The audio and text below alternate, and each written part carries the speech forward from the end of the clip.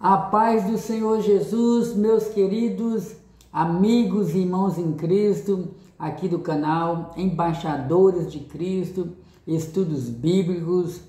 Como você está? Como está a sua família? Que bom, que bênção ter você aqui conosco uma vez mais para juntos estudarmos a palavra do Senhor, nosso Deus. Hoje eu estarei dando prosseguimento ao estudo bíblico no livro de Provérbios. Estaremos estudando a lição de número 2. Porém, é necessário orarmos ao Senhor, nosso Deus, primeiro. Querido Deus, em nome de Jesus, nesse momento, uma vez mais, invocamos o Teu nome, a Tua presença é real, meu Deus. Tua palavra diz no Salmos de número 139, Senhor, Tu me sondas e me conheces, Tu és onipotente, onisciente, onipresente. Jesus Cristo, o objetivo desse vídeo é falarmos do Teu amor, nos ensina a Tua palavra, nos abençoe todos aqueles que iam de ouvir a Tua palavra, abençoa todos aqueles que já se inscreveram nesse canal, em nome de Jesus, amém. Maravilha, maravilha, maravilha de Deus. Meus queridos, como vocês já observaram, eu gravei o primeiro vídeo o primeiro vídeo dessa segunda aula, falando sobre o livro de Provérbios, ou seja, uma espécie de fundo histórico sobre o livro de Provérbios. Falamos sobre quem escreveu o livro de Provérbios, entre outras informações. E eu convido você a também escutar esse primeiro vídeo, ver esse primeiro vídeo e escutar essa primeira aula que nós já colocamos aqui no nosso canal. E eu convido você a meditar na palavra do Senhor. O Senhor nosso Deus vai nos ensinar muito hoje através do livro de Provérbios. Lembrando que nós estamos estudando esse livro utilizando uma revista da Escola Bíblica Dominical, a qual nós já utilizamos em outrora aqui na igreja. Porém, como eu já disse, dependente do ano em que estudamos esse assunto aqui, a palavra de Deus ela é sempre atual, ela não fica restrita apenas ao passado, apenas aquele momento que nós nos reunimos. Ela é fora do nosso tempo, ela está sempre atual, ela é mais atual do que as informações que vão sair amanhã no jornal.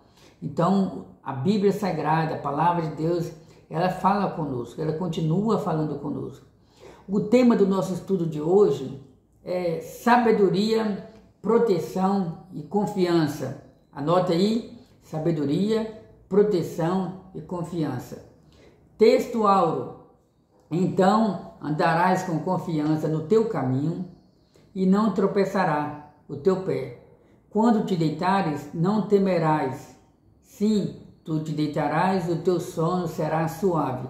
Essa palavra se encontra no livro de Provérbios, capítulo 3, versículo 23 e 24.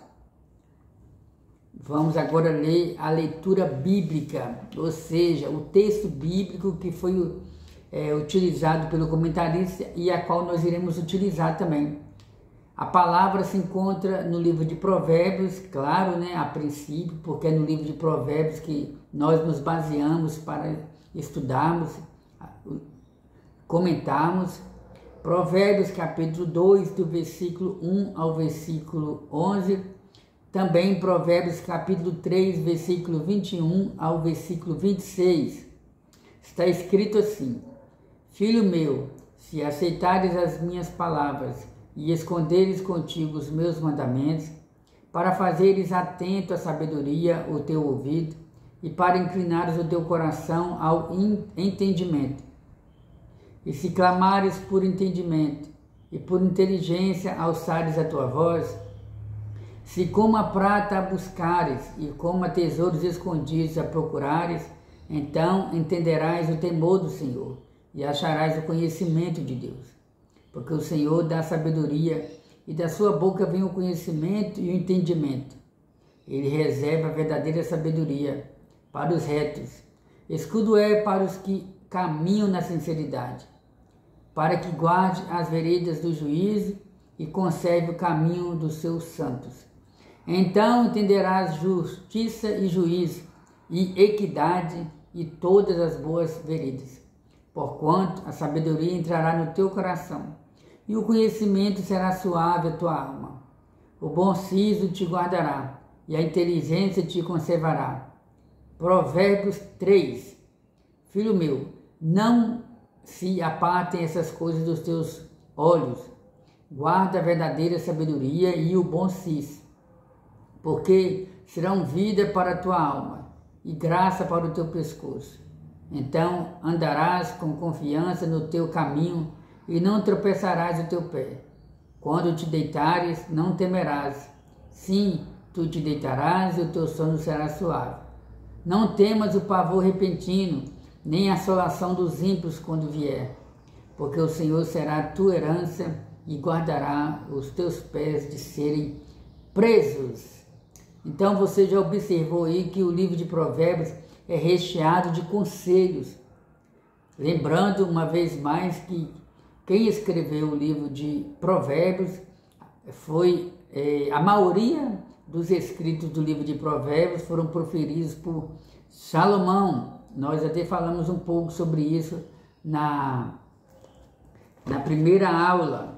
Deixa eu ver se tem uma informação aqui para passar para os irmãos. Deixa eu ver se está anotado aqui, porque eu não tenho outra revista. Você já leu o livro de Provérbios? Se você não leu, vai aqui um conselho.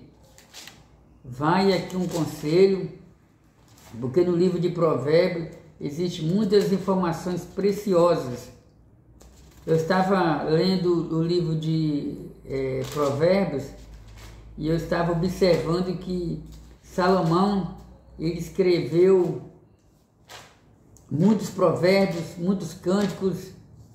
Agora eu não estou encontrando aqui uma informação que eu queria passar para os irmãos, que eu também não deixei separado, mas o certo é que Salomão escreveu a maioria dos escritos que está no livro de Provérbios e também outros personagens. Se você quiser mais detalhes, você pode estar ouvindo pode estar assistindo a nossa primeira aula. Vamos para a introdução? Nessa lição, estudaremos o fruto da sabedoria divina, manifestada na vida de quem a busca com a proteção, a confiança na vida espiritual e moral. Então, meus queridos, quando o homem e a mulher decidem buscar essa sabedoria do alto, uma vez tendo essa sabedoria, ela serve como um escudo para você, ela serve como uma proteção para você, ela serve como uma confiança para você. E eu já disse, vou repetir, existe uma diferença entre o conhecimento e a sabedoria. O conhecimento você adquire através dos estudos, através das pesquisas, através das informações. O conhecimento te capacita para você concluir os seus estudos, fundamental, estudo médio, faculdade, cursos e assim por diante. O conhecimento te capacita na sua função, no seu trabalho, na sua profissão. E o conhecimento, ele não vai te proporcionar certas experiências na vida, no que diz respeito ao campo da alma, no que diz respeito ao campo do espírito. Já a sabedoria que vem de Deus, que é um dom, essa sabedoria, ela vai te orientar, essa sabedoria, ela vai te ensinar, essa sabedoria, ela vai servir como uma espécie de escudo quando você tanto precisar. Essa sabedoria vai te fazer alcançar certas posições que muitas das vezes o conhecimento não vai te proporcionar. Tem muita gente que tem conhecimento, mas não tem a sabedoria, e essa sabedoria ela é adquirida através do temor ao Senhor nosso Deus. Então, repito, sabedoria, proteção e confiança é o que iremos tratar nessa lição. Veremos que essa sabedoria desenvolve a maturidade cristã dentro de nós. Uma vez que desenvolvemos a maturidade, a partir do temor do Senhor, por meio dele também adquirimos maior discernimento dos tempos e das escolhas. Então temos a sabedoria em nosso coração, confiança e segurança em Deus. Sabedoria como escudo protetor. A estrutura do capítulo.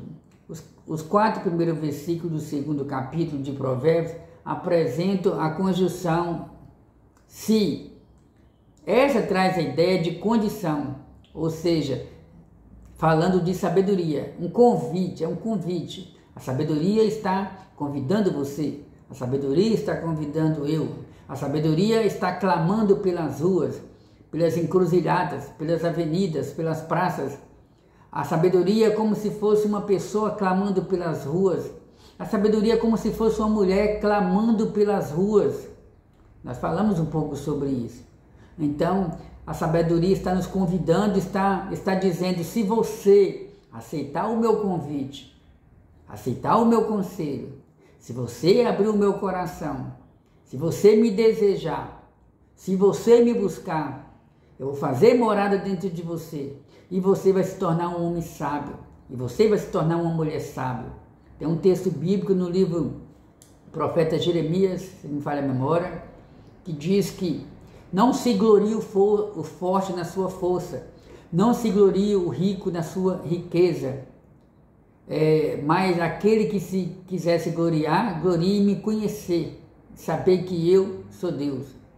Então, a partir do momento que você conhece Deus, tem um outro texto bíblico no livro de Provérbios que diz que o temor do Senhor é o princípio da sabedoria. A partir do momento que você conhece, que você tem humildade para buscar ao Senhor, a partir do momento que você conhece o Senhor, você vai adquirindo cada vez mais sabedoria, porque o temor, a verdadeira pessoa, a pessoa sábia é aquela que teme ao Senhor e anda nos seus caminhos. Então a sabedoria está nos convidando, e a sabedoria diz, se aceitá-la,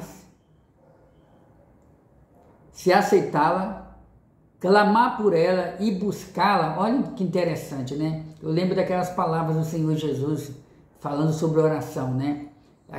Bater, bater e abrir-se-vos-á. Então aqui já fala sobre a sabedoria. Se você aceitar a sabedoria, se você aceitar o convite da sabedoria, se você clamar por sabedoria, se você buscar a sabedoria, você pode ter certeza que você vai se tornar uma pessoa sábia. O sábio, ele se desvia do caminho do mal. O sábio, ele se desvia do caminho dos tolos. O sábio, ele anda no caminho da justiça. O sábio se desvia do caminho dos enganadores. O sábio vê a cova e se desvia. O sábio vê o mal e foge. A Bíblia fala que nós temos que fugir da aparência do mal. Ah, irmão de meu, se eu não tenho sabedoria, o que eu tenho que fazer? Clame a Deus.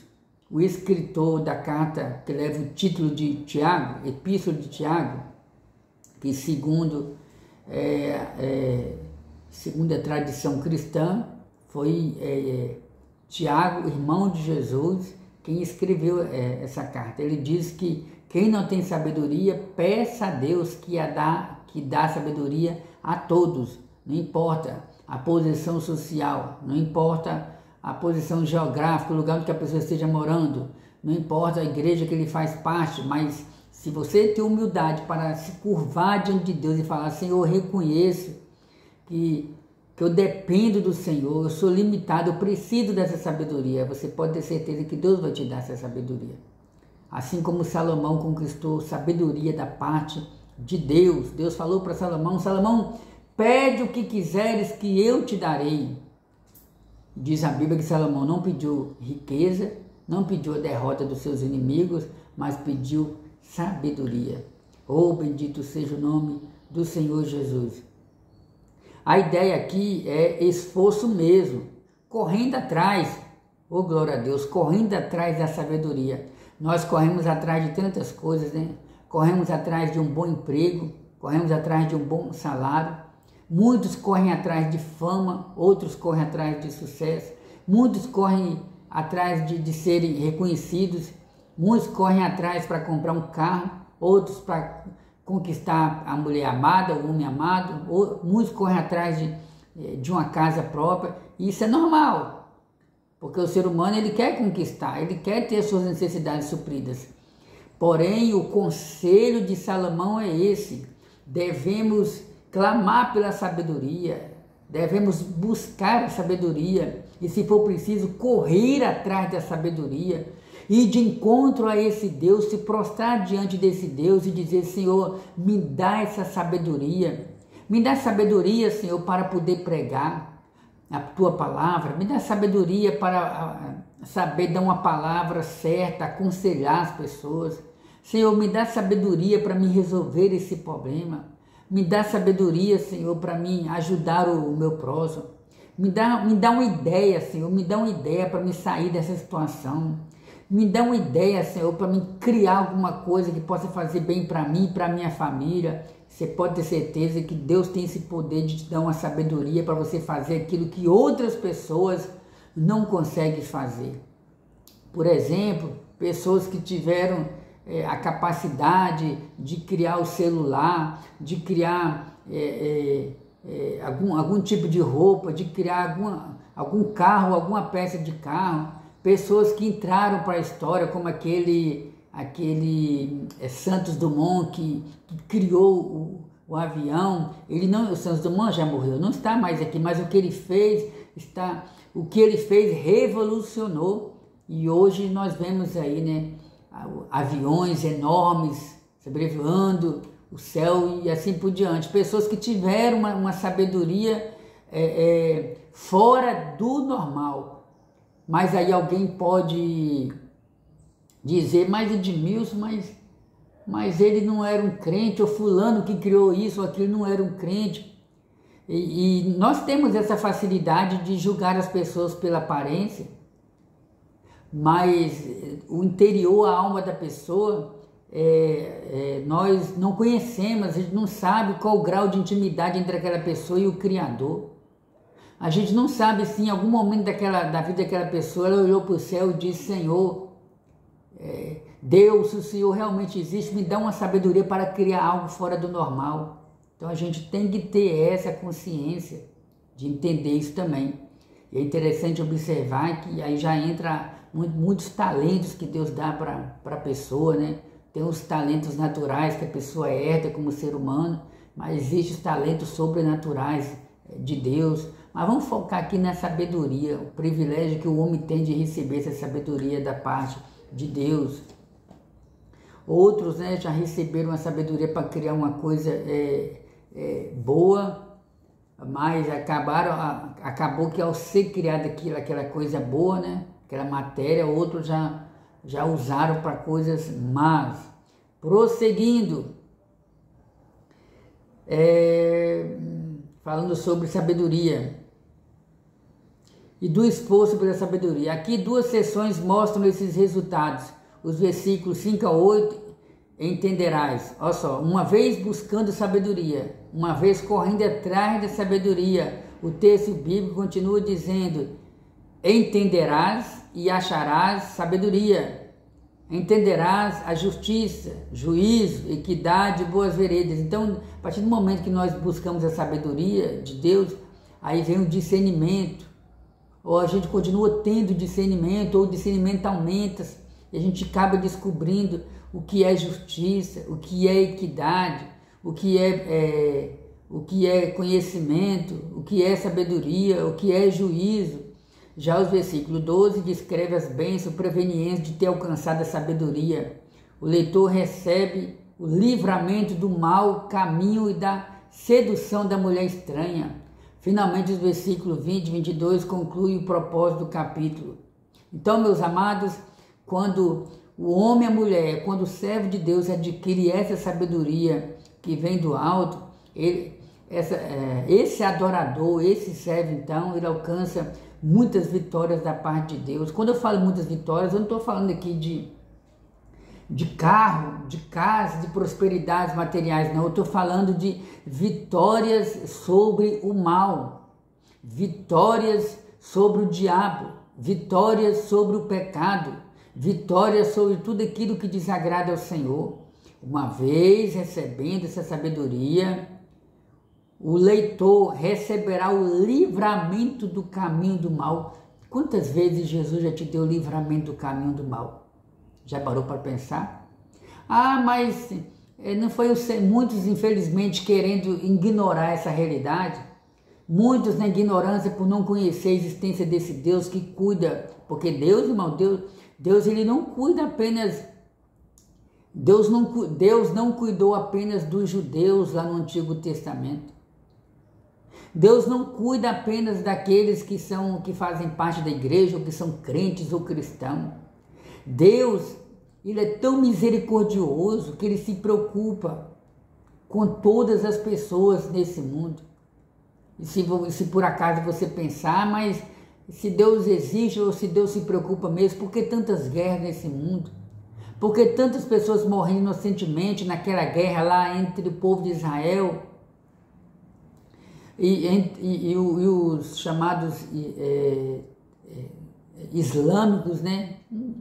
A gente fala islâmico, mas não é todos. Tem um grupo ali, né, chamados islâmicos mais radicais, né, que muitas das vezes querem converter as pessoas ao islamismo de uma forma dura, matando. E ali também entra a chamada guerra entre os palestinos e os judeus, né, por causa de terras e assim por diante. É vários motivos, mas o que vem um caso aqui é que alguém pode pensar, se Deus é amor, se Deus existe, por que Deus não acaba com essas guerras que existem no mundo, tantas pessoas morrendo inocentemente e assim por diante? Meu querido, minha querida, você precisa entender uma coisa.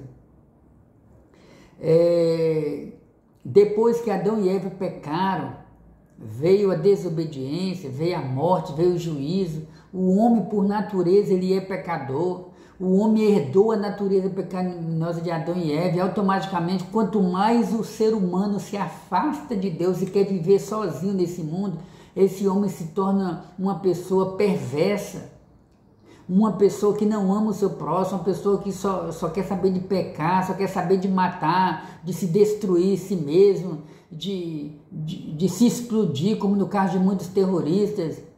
Aí entra a questão também do diabo, porque o diabo, ele é real, ele existe, o demônio leva as pessoas a brigarem entre si. Então você não pode culpar o Criador. E muitas das vezes Deus quer trazer esse Criador para perto dele, mas o Criador decidiu viver sozinho, afastado a criatura decidiu viver sozinho, afastado do Criador, como aconteceu lá no tempo da Torre de Babel, né? Quando Nimrodes, né? Liderou aquela rebelião contra o Criador, porque Deus havia profetizado, Deus havia dito, crescei, frutificai, multiplicai, e era para o povo se espalhar.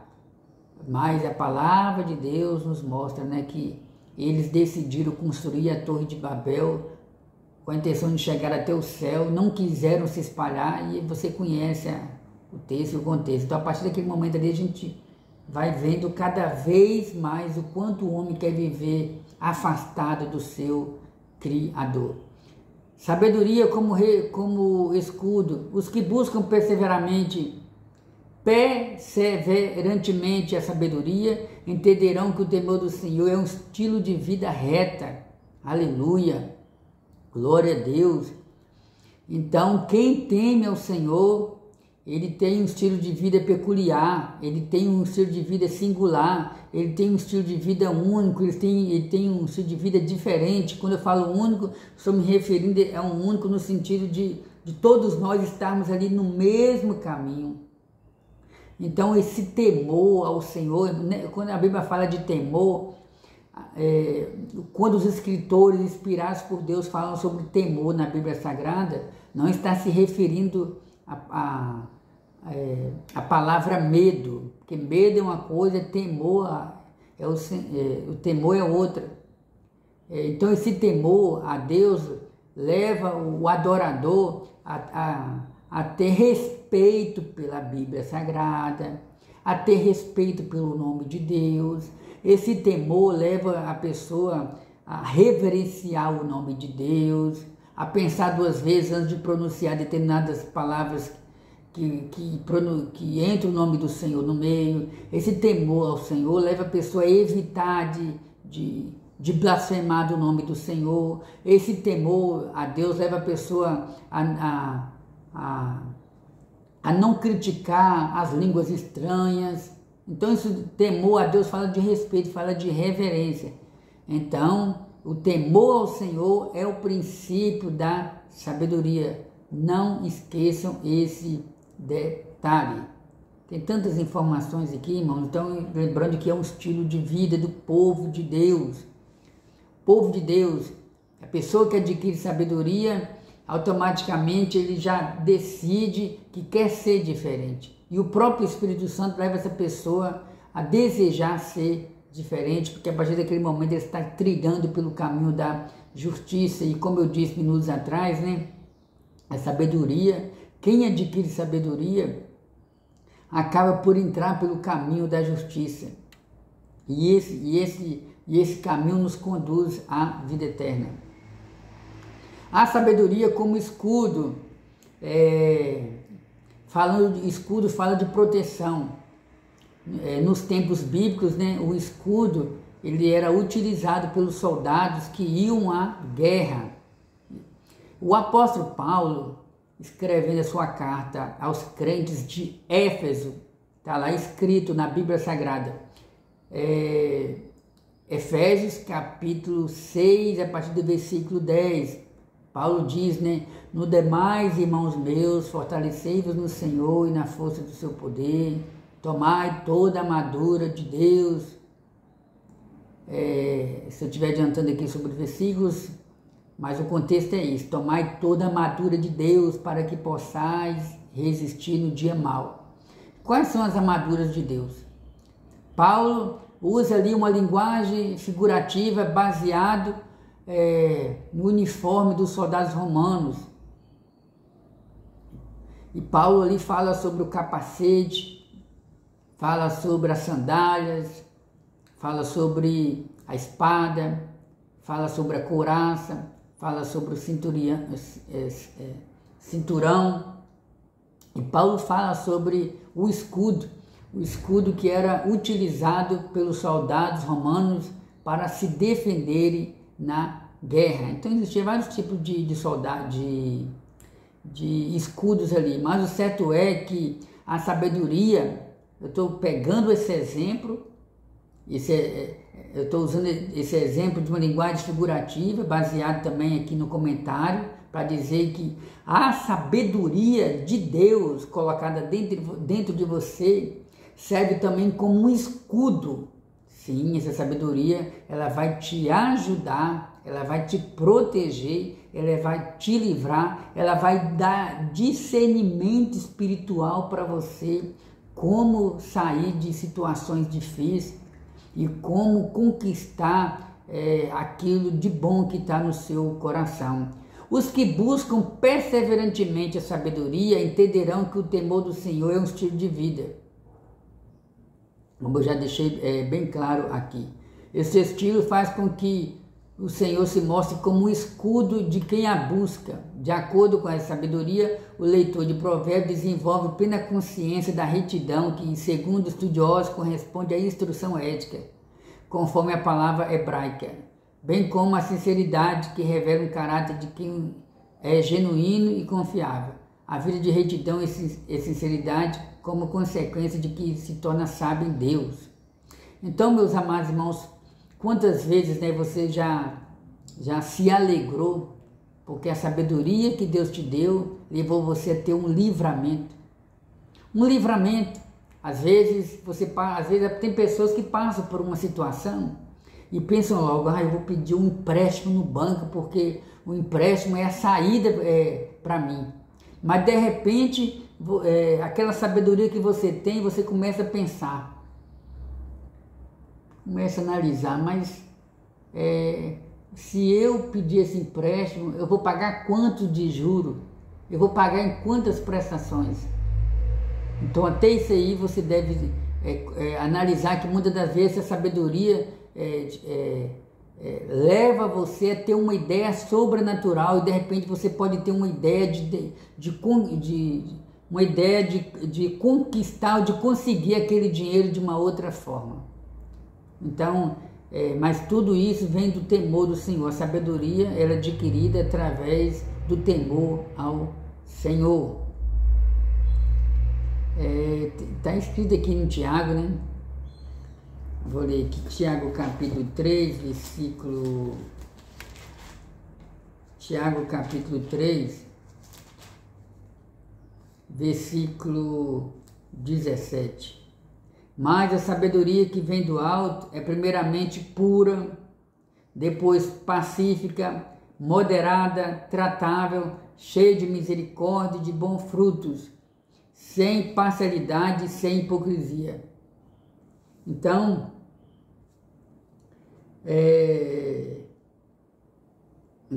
Tiago fala sobre essa sabedoria que vem de Deus. Sabedoria no coração, porquanto a sabedoria entrará no teu coração. Uma bênção gloriosa para quem busca a sabedoria.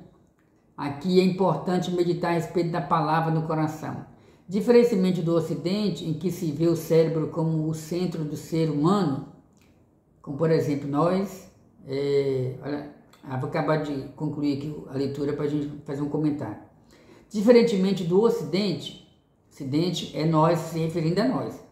Diferentemente do Ocidente, em que se vê o cérebro como o centro do ser humano, para nós, o centro do ser humano é o cérebro. Na sabedoria bíblica, o centro do ser humano é o coração. Lembra que no livro de Provérbios até diz que nós devemos guardar o nosso coração?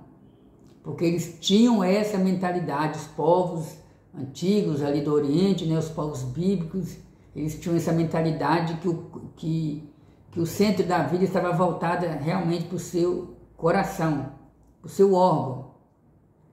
Tem até texto bíblico que fala que nós devemos guardar o nosso coração, cujo significado é muito amplo do que em nossa língua. Na sabedoria bíblica, coração engloba intelecto, moralidade e emoções, ou poderíamos dizer também que aglomera pensamentos, sentimentos e vontades. Então o coração fala de um lugar onde habita o intelecto, a moralidade, as emoções, os pensamentos e os sentimentos. Eles tinham os povos bíblicos tinham essa mentalidade que é no coração que ficava todos esses sentimentos. Hoje nós entendemos que esse coração é uma espécie era utilizado como se fosse nós podemos usar como se fosse uma figura de linguagem, né, para falar sobre o lugar mais importante do nosso corpo, do lugar onde habitam os nossos sentimentos, as nossas emoções, os nossos intelectos. Porém, hoje, dentro da nossa cultura aqui, principalmente, nós entendemos que esses tipos de sentimento habitam na nossa mente, na nossa consciência. Estudaremos mais detalhadamente sobre o coração na próxima lição. Entretanto, é importante estarmos bem conscientes de que o equilíbrio na nossa vida espiritual só é possível quando o Espírito Santo molda, trabalha e desenvolve o nosso coração. Oh, aleluia! Você pode ler bons livros, você pode participar de ótimas palestras, você pode ter conhecimento, porque isso é bom, mas você precisa entender uma coisa: é o Espírito Santo que deve controlar os seus pensamentos, as suas emoções, o seu intelecto. E isso que eu estou falando é tão necessário, é tão importante.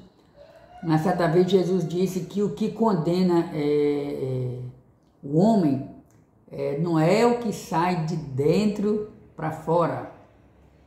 Você pode comer, você pode alimentar, não vai ficar ali no seu organismo, vai sair. E Jesus mandou tomar cuidado, dizendo que o que condena o homem É aquilo que está no nosso coração, que está nos nossos pensamentos. O que acontece? Aí vem de fora, faz morada no nosso pensamento, e ali, se a gente não tomar cuidado, fica fazendo morada ali e acaba contaminando nós. O que é? Os pensamentos de adultério, de pornografia, iniquidade, pecado. Todos nós estamos sujeitos a receber esse tipo de pensamento negativo, pensamentos maldosos na nossa mente.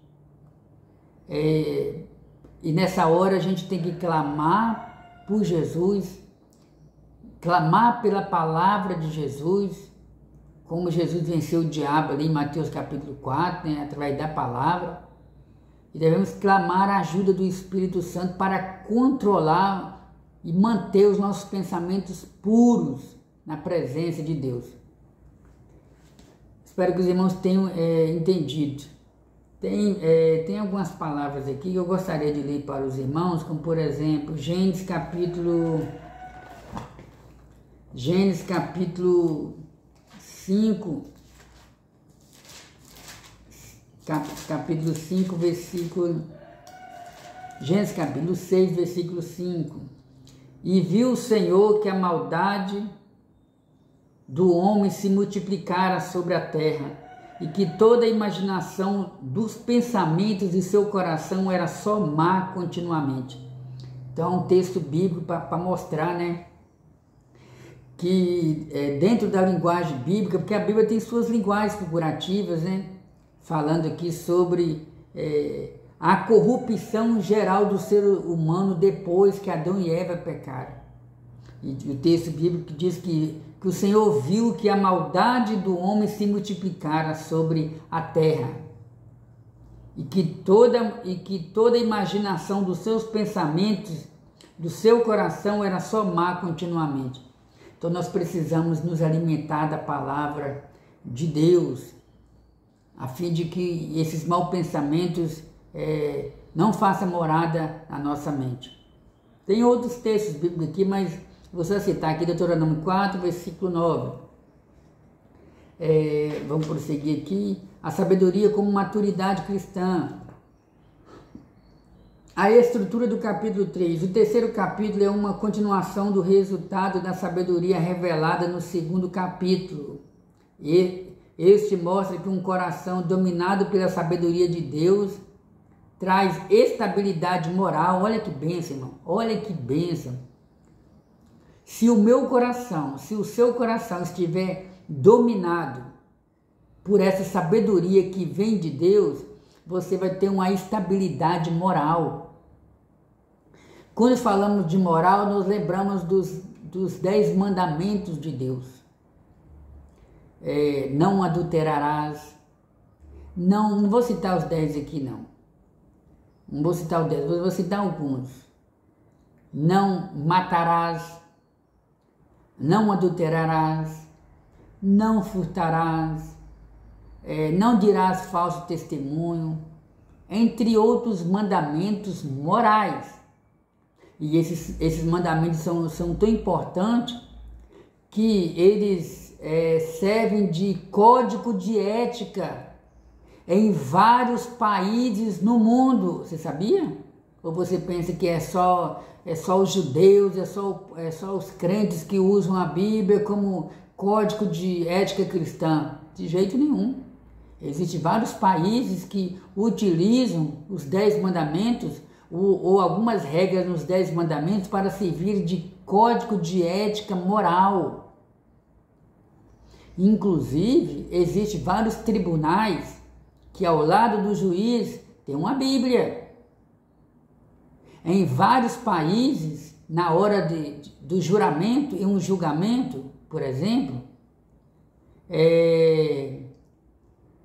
coloca-se, seja o juiz ou seja o réu, seja testemunha, agora eu não lembro, mas eles têm o hábito de colocar as mãos sobre a Bíblia como forma de juramento. Então, várias leis do Antigo Testamento foram abolidas, não tem mais necessidade de cumprir. Mas a lei moral ela continua até hoje. Inclusive, você sabe, né? O cidadão pode ser a pessoa mais importante do mundo, mas se esse cidadão ele infringir, ele transgredir as leis da justiça, o que acontece com ele? Ele é processado, ele é preso, ele pode ser condenado, ele pode ficar na cadeia. Se uma pessoa decidir matar o outro, se uma pessoa decidir roubar o outro, se uma pessoa decidir dizer falso testemunho, se apresentar como falso testemunho, então o estudo fala de leis morais. Olha onde que nós iremos chegar aqui no nosso comentário. Cadê aqui? Isso mesmo. O terceiro capítulo é uma continuação do resultado da sabedoria, revelada no segundo capítulo. Este mostra que um coração dominado pela sabedoria de Deus traz estabilidade moral. Ou seja, a partir do momento que você tem um coração dominado pela sabedoria de Deus, você vai viver. Se você já vive, você vai viver mais ainda. Se você nunca viveu, você passa a viver em uma estabilidade moral. As leis morais de Deus vão ser colocadas dentro do seu coração através do Espírito Santo. O apóstolo Paulo ele diz: aquele que matava, não mate mais, ou aquele que praticava homicídio, não pratique mais homicídio. Aquele que furtava, não furte mais. Aquele que dizia falso testemunho, não diga mais falso testemunho. Aquele que mentia, não mente mais.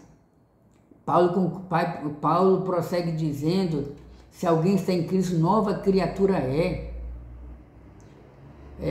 Olha como as leis morais vão fazer parte da sua vida cada vez mais, e automaticamente você vai produzir frutos que glorificam o nome do Senhor. Vamos ler uma palavra que se encontra na carta aos Gálatas, capítulo 5, versículo 16. Vamos ler o versículo, a partir do versículo 16, iremos observar o comportamento, dois tipos de comportamento. O comportamento de quem não vive em sabedoria e acaba produzindo leis imorais através do seu corpo ou obras imorais. E por outro lado, nós iremos observar o comportamento de quem teme o Senhor, de quem busca essa sabedoria e acaba produzindo obras morais que glorificam o nome do Senhor. Olha só, Gálatas capítulo 5, versículo 16. Digo, porém, andai em espírito, aqui é Espírito Santo, e não cumprireis a concupiscência da carne. Concupiscência significa desejos da carne, ou desejos. Porque a carne aqui fala da natureza pecaminosa. Porque a natureza pecaminosa cobiça contra o Espírito Santo.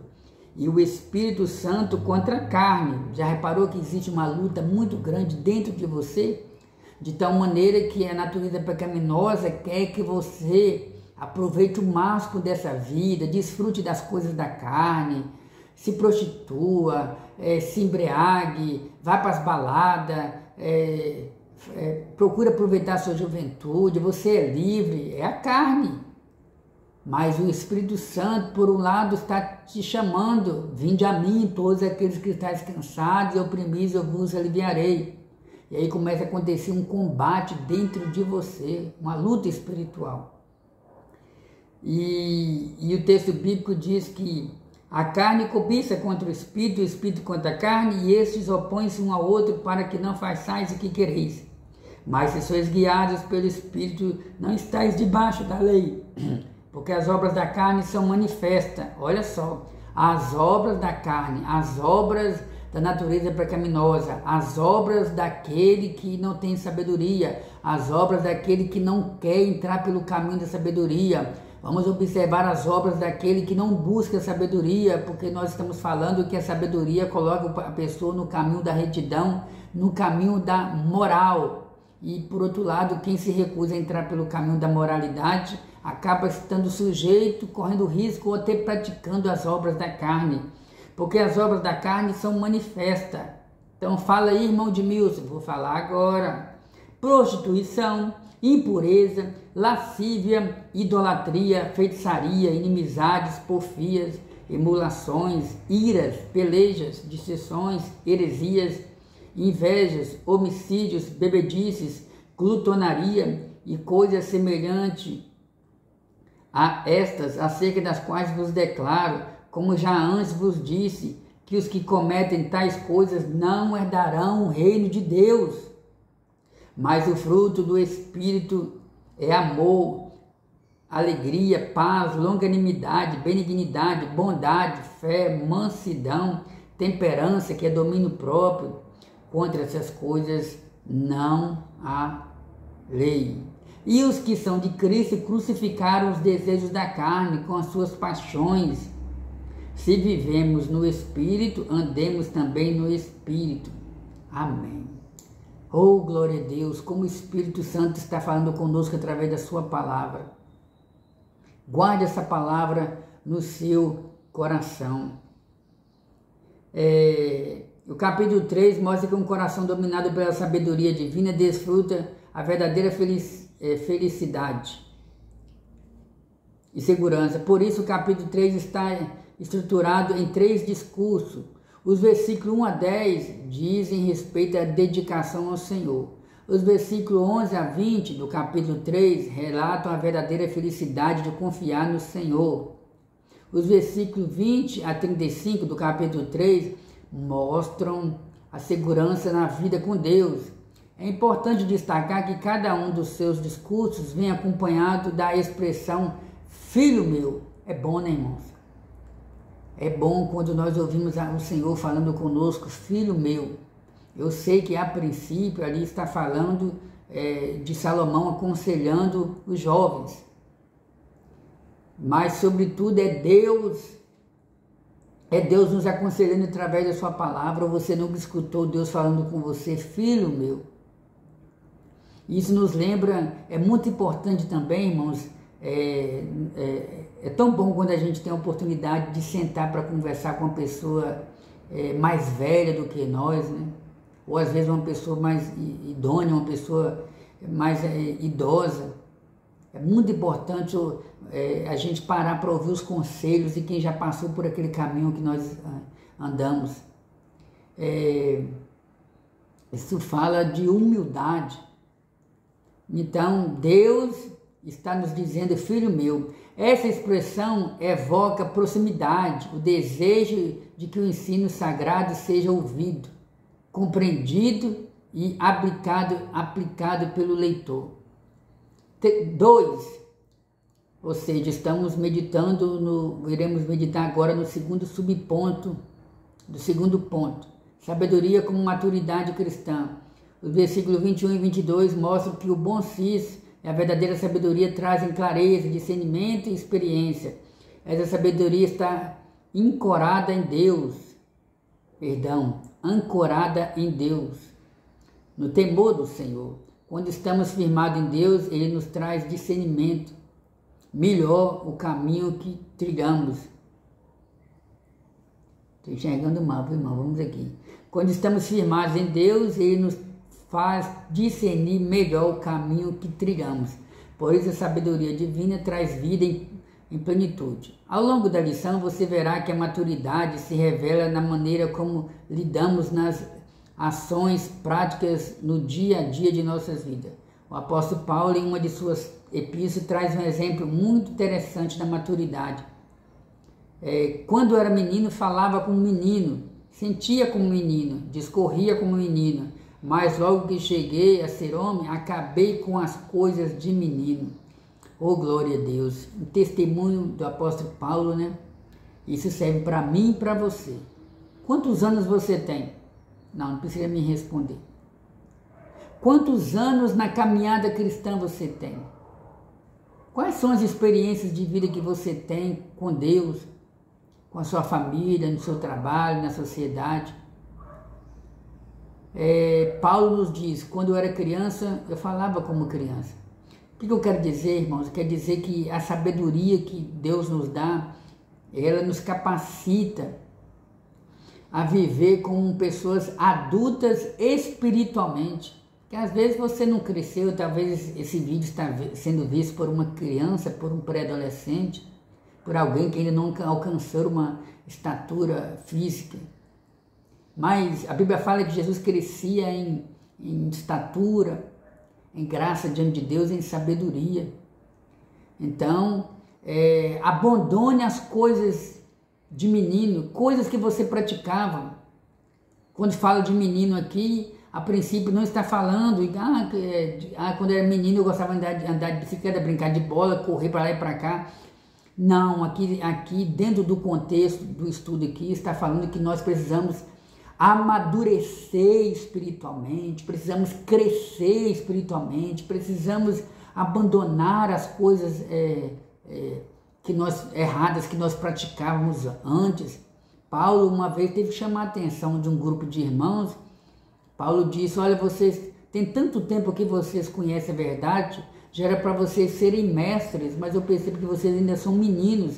Então, meninos aqui fala de alguém que conhece Deus, conhece a Bíblia, tem muito tempo que está na caminhada, mas continua ainda sendo acorrentado pelas vãs filosofias. Quantas pessoas que estão na igreja há muito tempo, mas ainda está preso ao pecado, preso ao mundo, preso ao diabo, preso a doutrinas erradas.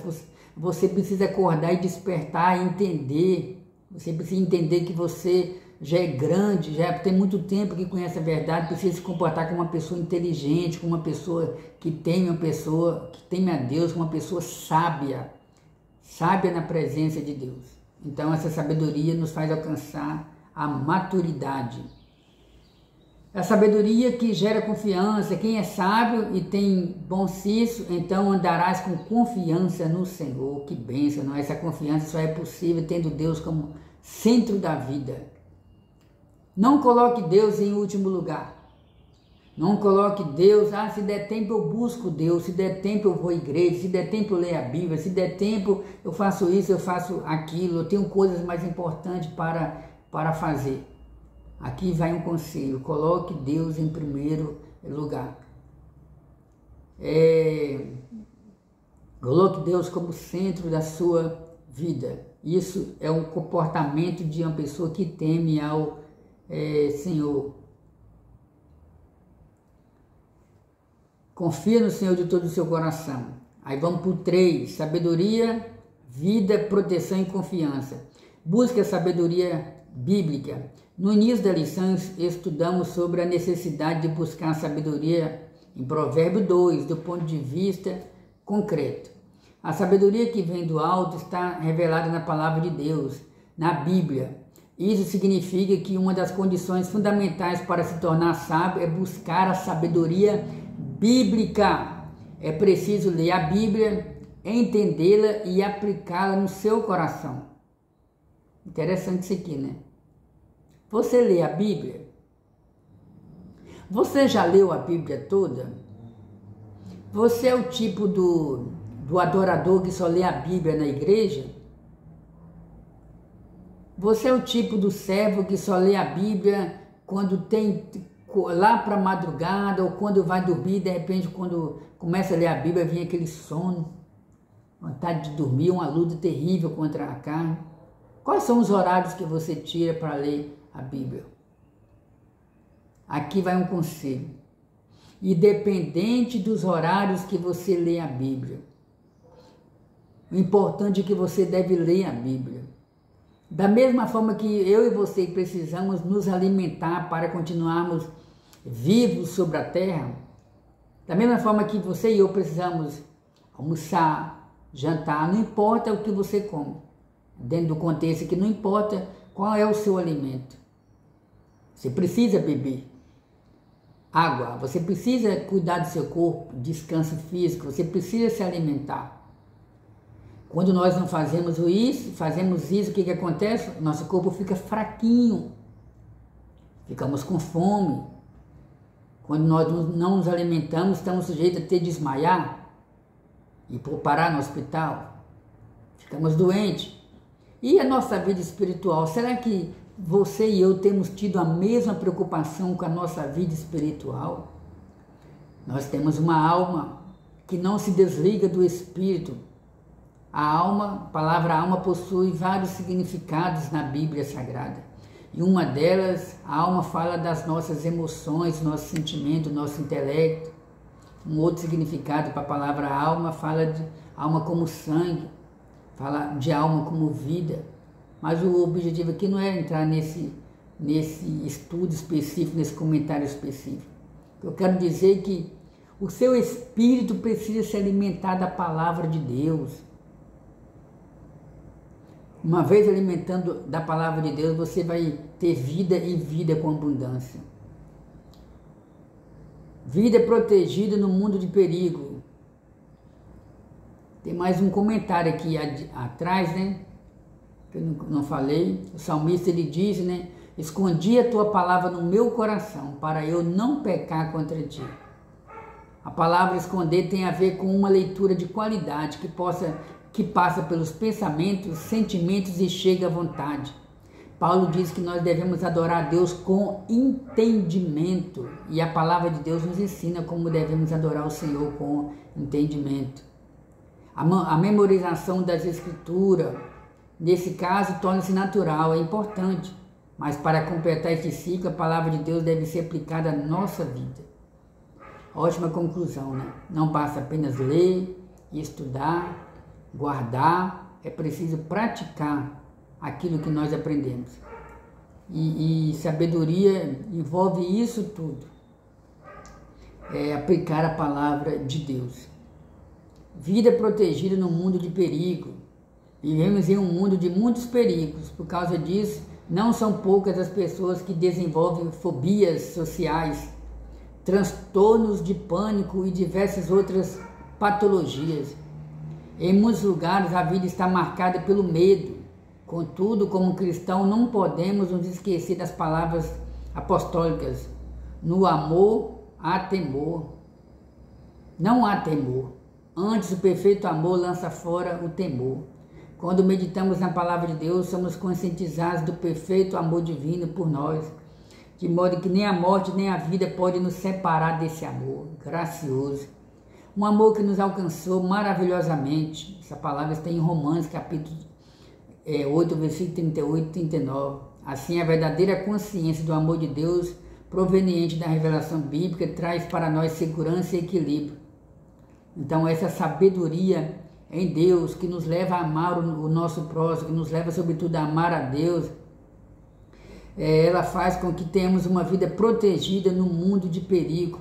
Irmãos, quantas pessoas doentes nesse mundo, quantas pessoas com problemas de depressão, com problemas psicológicos, e muitas das vezes lhe falta essa sabedoria para lidar com um problema, com uma situação.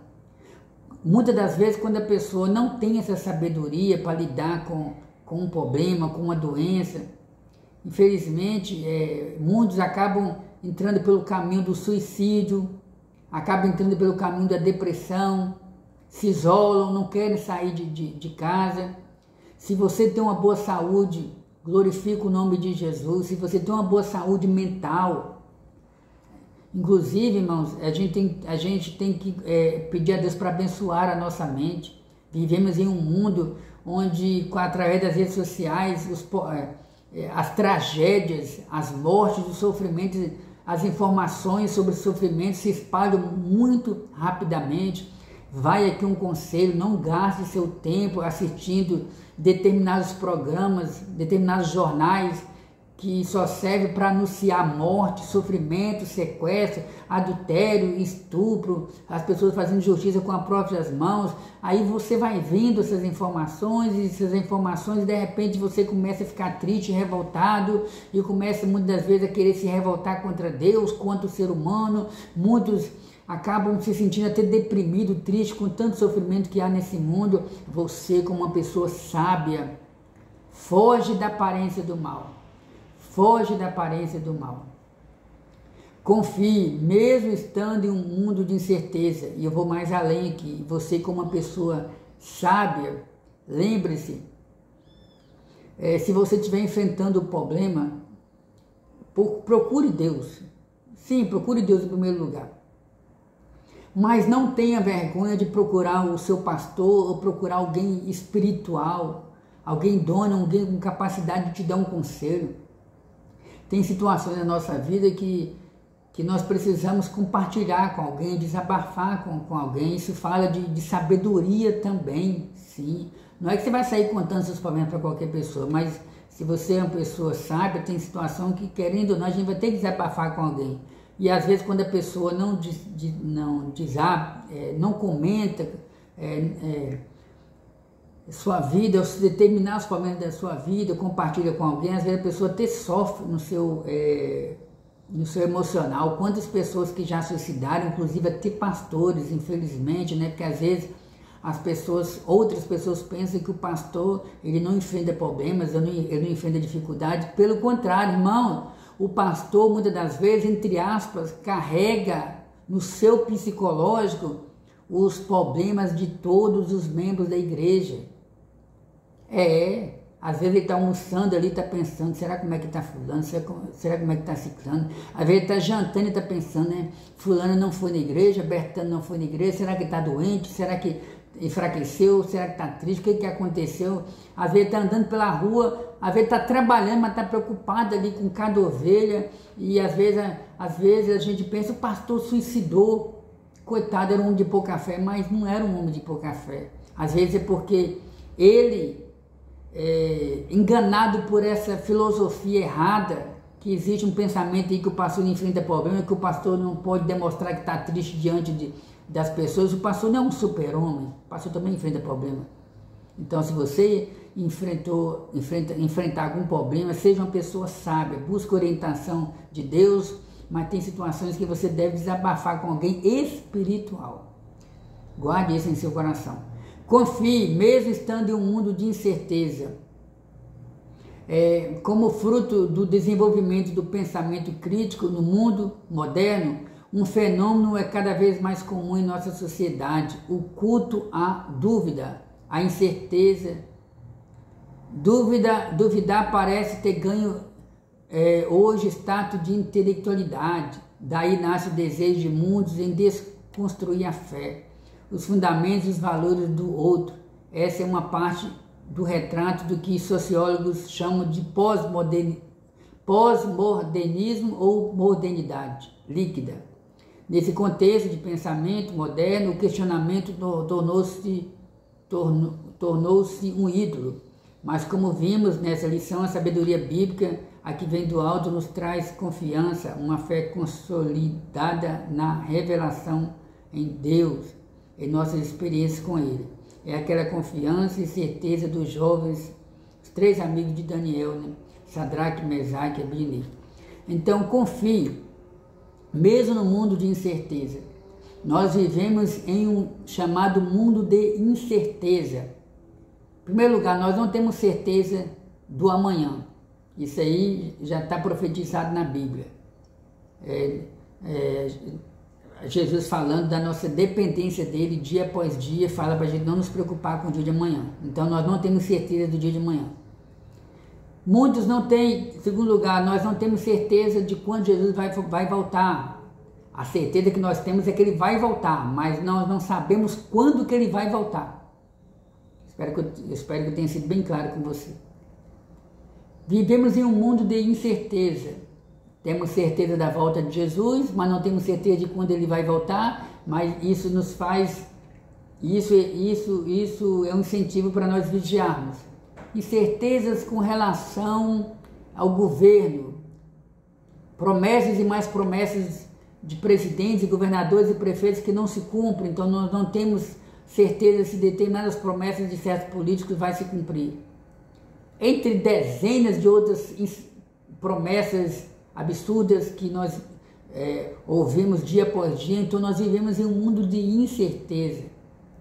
Parece que hoje virou até uma espécie de status social, alguém dizer algo relacionado à incerteza. Mas o comentarista ele diz que que por mais que viemos a viver em um mundo de tantas incertezas, nós não somos tão abalados porque nós temos a nossa confiança nesse Deus Todo-Poderoso. Confie em Deus mesmo em um mundo de incerteza. Louvado seja o nome do Senhor Jesus. Chegamos ao final do nosso estudo bíblico. Chegamos ao final do nosso segundo estudo bíblico, estudando capítulo por capítulo do livro de Provérbios. Vai se organizando aí e quando você perceber que o vídeo já está disponível, abra e assista a terceira aula que nós breve estaremos gravando aqui e colocando no canal.